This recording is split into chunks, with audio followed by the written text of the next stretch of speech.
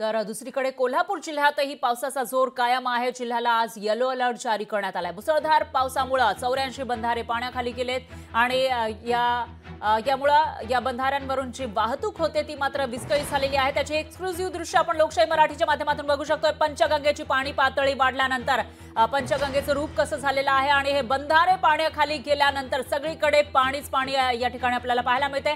ड्रोनद्वारे टिपलेली ही दृश्य आहेत। लोकशाही मराठीच्या स्क्रीनवर शुभम कापसे यांनी ड्रोनद्वारे हे सगळं चित्र टिपलेलं आहे। तर 84 बंधारे या ठिकाणी पाण्याखाली गेल्यानं वाहतूक विस्कळीत झाली आहे। रस्ते वाहतुकीवर याचा परिणाम झाला आहे। तर कोल्हापूर जिल्हा प्रशासनाकडून नदीकाठच्या गावांना सतर्कतेचा इशारा दिलेला आहे। पंचगंगेची संथ गतीने इशारा पातळीकडे वाटचाल सुरूच आहे। सुतारवाडीतील नागरिकांचा स्थलांतर केलं जात आहे। सुतारवाड्यातील आणि 8 कुटुंबातील 28 लोकांचं रात्री सुरक्षित स्थळी स्थलांतर केल्याची माहिती समोर येते। तर शहरातील पूर बाधित भागातील नागरिकांचं स्थलांतर आता सुरू आहे। दरम्यान कोल्हापुरातली सध्याची स्थिती काय आहे ते आपण ड्रोनद्वारे टिपलेल्या या दृश्यांच्या माध्यमातून बघू शकता आणि त्यामुळे कोल्हापूरमध्ये सध्या काय चित्र असेल त्याचा अंदाज तुम्हाला येऊ शकेल।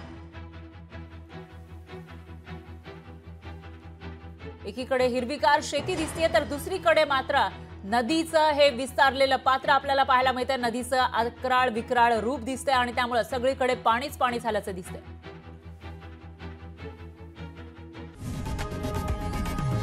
लोकशाही मराठी ऐका, पहा, जागरूक रहा।